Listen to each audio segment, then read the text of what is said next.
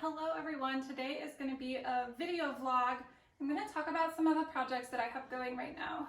I figured since I had to put my stays on anyway so that I could fit this redingote over my stays, I figured I'd sort of just go whole hog and actually put on a dress today so that I could do a video blog. So one of the nicer things about the 18th century is that there really are not that many different garments to make from this era, and this is one of the few that I haven't already made. So this is what's called a redingote. Am I saying that right? Redingote. Redingote? I have no idea. So this garment is something that a woman would have worn to go riding. So it is, comparably the skirts are a lot smaller obviously than what I'm wearing right now. And it's a little bit easier to, like, say ride a horse or go for a walk in it than it would be in something like what I'm wearing now. Overall it's going pretty well. I'm really not sure about the color palette. I like the yellow a lot, and I actually do like the brown and cream colored stripes on the bottom, but what's giving me pause is these buttons. I'm not totally sure I love the brown buttons next to the yellow. I almost think the buttons maybe need like some embroidery or stripes or I don't know, something about the buttons just feels a little off to me. So I might try it out with a few different things and see. I think what's putting me off is that they're so big, they remind me of like Mickey Mouse buttons or something. Off-putting. The other dress that I want to talk about is this Purgatory Gown. This dress is actually based on a painting called The Chocolate Girl, and it's actually theoretically done. So it has all the same pieces that it has in the painting, except for the stomacher. She obviously, because of the way the jacket's put together, it would be worn over a triangular insert at the center front. I did make the stomacher to go with this, and now I can't find it. So I've actually been working on this gown for longer than I think I've been working on almost anything else, and it's been 90% done for so long, and I'm really not sure what's giving me pause or why I find it so hard to be motivated to finish it. The reason that I dug it out of the closet actually was because I bought more of the fabric that it's made of, so I thought it'd be easy to do both of them at once, to just sit down and make the stomacher. It would come together really quickly, and then I could finally photograph it and be done with it. But I'm just finding it so hard to be motivated to actually do anything with this dress, and I think it's because I don't often make these sort of more like working wear type pieces. So I think the fact that it's not particularly glamorous has made it difficult for me to actually finish it. So I don't know if I ever will.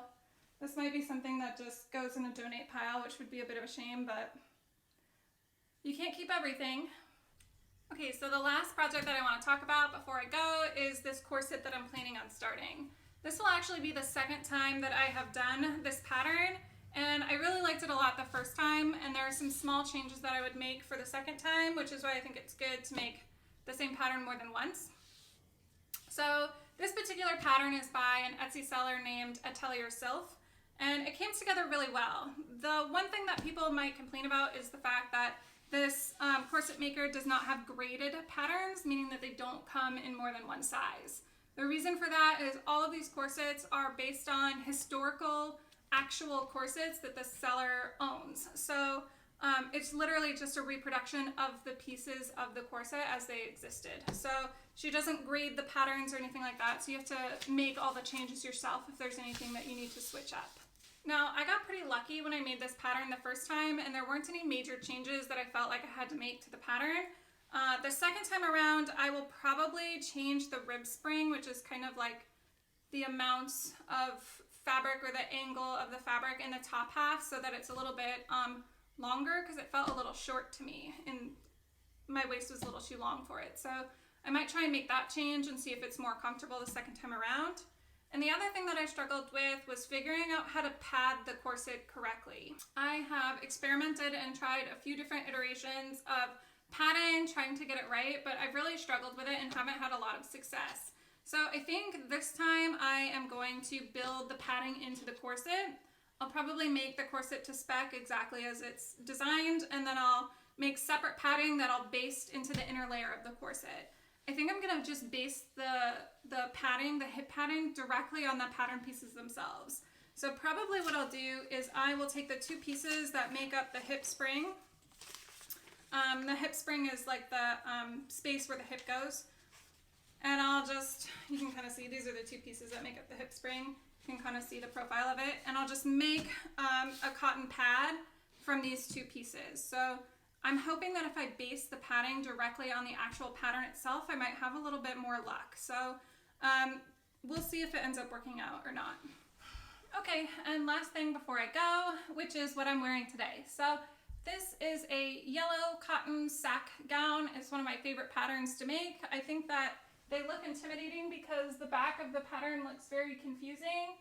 But even though I wouldn't necessarily recommend this pattern for beginners, I think that it's actually not as hard as it looks to put together. So if you have some sewing experience, you'll probably be fine putting this pattern together.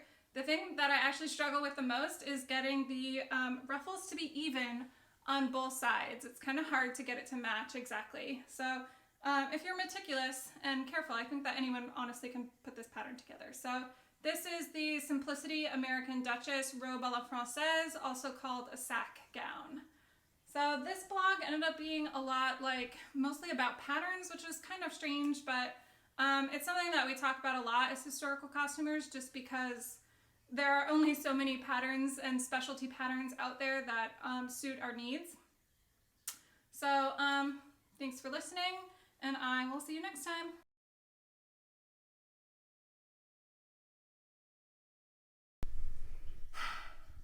I knocked over a ridiculous amount of shit trying to make this video.